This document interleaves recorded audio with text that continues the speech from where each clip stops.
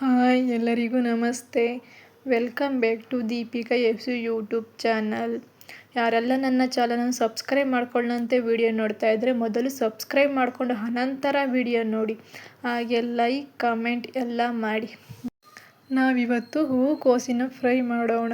ಇದು ಯಾರು ಅಡುಗೆ ಬರೋದಿಲ್ಲ ಅಂತಾರೆ ಅವರೆಲ್ಲರೂ ಕೂಡ ಆರಾಮಾಗಿ ಮಾಡ್ಕೋಬೋದು. ಜಾಸ್ತಿ ಐಟಮ್ಸ್ ಹಾಕೋಂಗೆ ಇಲ್ಲ, ಇದಕ್ಕೆ ಏನಿಲ್ಲ, ಒಂದು 3-4 ಐಟಮ್ಸ್ ಇದ್ದರೆ ಮನೆಯಲ್ಲಿ ಆರಾಮಾಗಿ ಮಾಡ್ಕೊಬೋದು. ಇದನ್ನು ಬ್ಯಾಚುಲರ್ಸ್ ಅಂತೂ ಅತಿ ಸುಲಭವಾಗಿ ಮಾಡ್ಕೋಬಹುದು. ಅಡುಗೆ ಬರೋದಿಲ್ಲ ಅನ್ನೋರು ಕೂಡ ಅತಿ ಸುಲಭವಾಗಿ ಮಾಡ್ಕೊಬಹುದು.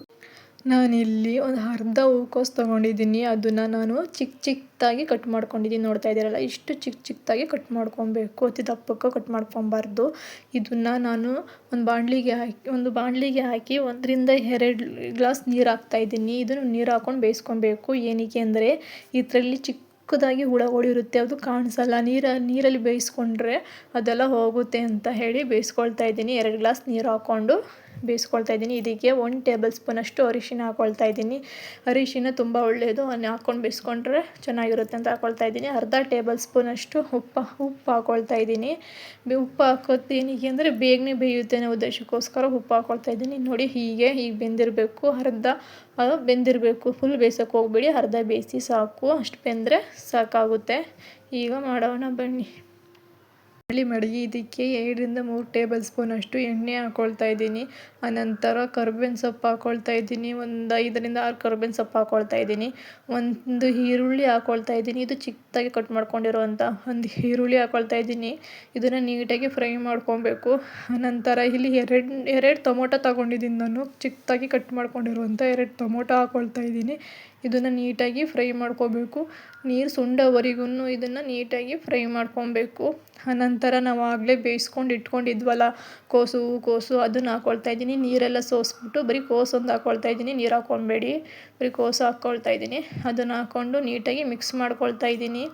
ಆನಂತರ ನಾನು ಕೊತ್ತಂಬರಿ ಸೊಪ್ಪು ಹಾಕ್ಕೊಳ್ತಾ ಇದ್ದೀನಿ, ಸ್ವಲ್ಪ ಕೊತ್ತಂಬರಿ ಸೊಪ್ಪು. ಇದನ್ನು ಮಿಕ್ಸ್ ಮಾಡ್ಕೊಳ್ತಾ ಇದ್ದೀನಿ.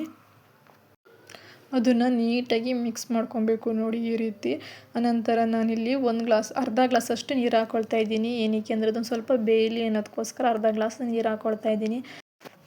ಆನಂತರ ನಾನಿಲ್ಲಿ 2 ಟೇಬಲ್ ಸ್ಪೂನಷ್ಟು ಧನಿಯಾ ಪೌಡರ್ ಹಾಕ್ಕೊಳ್ತಾ ಇದ್ದೀನಿ.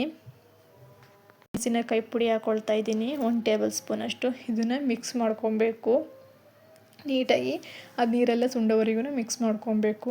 ಆನಂತರ ನಾನಿಲ್ಲಿ ಅರ್ಧ ಟೇಬಲ್ ಸ್ಪೂನಷ್ಟು ಉಪ್ಪು ಹಾಕ್ಕೊಳ್ತಾ ಇದ್ದೀನಿ. ಏನಕ್ಕೆ ಅಂದರೆ ಆಗಲೇ ನಾವು ಉಪ್ಪು ಹಾಕ್ಕೊಂಡು ಬೇಯಿಸ್ಕೊಂಡಿದ್ವಲ್ಲ ಕೋಸನ್ನು, ಅದಕ್ಕೋಸ್ಕರ ನಾವಿಲ್ಲಿ ಅರ್ಧ ಟೇಬಲ್ ಸ್ಪೂನಷ್ಟು ಉಪ್ಪು ಹಾಕ್ಕೊಳ್ತಾ ಇದ್ದೀನಿ. ಇದೆಲ್ಲ ನೀರು ಸುಂಡಾದ ನಂತರ ನೋಡಿ ಫೈನಲಿ ಈ ರೀತಿ ಬಂದಿದೆ. ಎಷ್ಟು ಚೆನ್ನಾಗಿ ಬಂದಿದೆ ನೋಡಿ.